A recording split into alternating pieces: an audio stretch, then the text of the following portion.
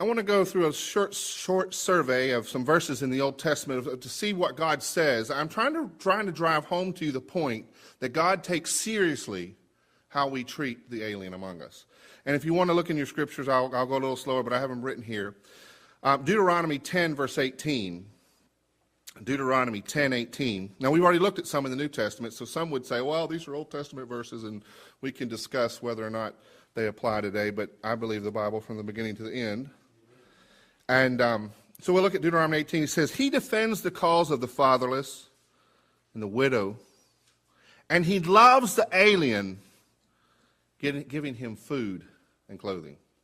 Now, we in the South particularly, and I can't speak much for the Yankees. I can't speak much for the Northerners, but we in the South get the thing about the fatherless and the widow. I mean, we understand. We have either we support ministries that take care of that kind of thing, or we have some type of charity and care within our churches for the orphans and the widows.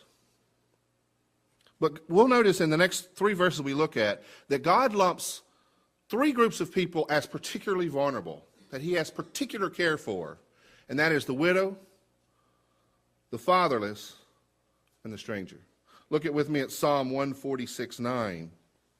Psalm 146:9, it says, the Lord watches over the alien and sustains the fatherless and the widow.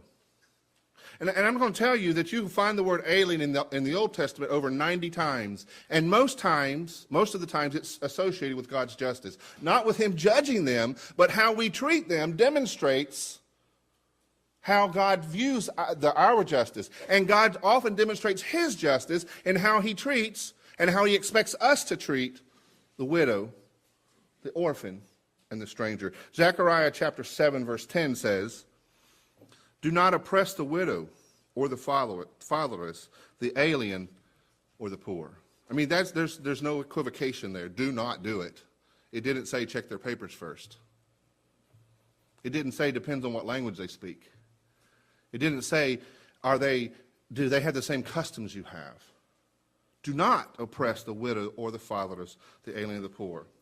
And God goes further in the Old Testament. Not only does he say to love them, but then he tells his people in the forming of their legislative action, in how they are to form their laws, he says to them that he legislates for them how they're to treat the alien. Look at Deuteronomy 24:19 through 21. Now this one, as I read through this one, and this one's actually a text that I've only in the recent years began to see, and it just leaves me flabbergasted sometimes, and concerning, and I think here in North Georgia you may recognize this, some of the migrant farm workers. Let's see what he has to say when he talks about legislating for their well-being. He says, when you're harvesting your field and you overlook a sheaf, do not go back and get it.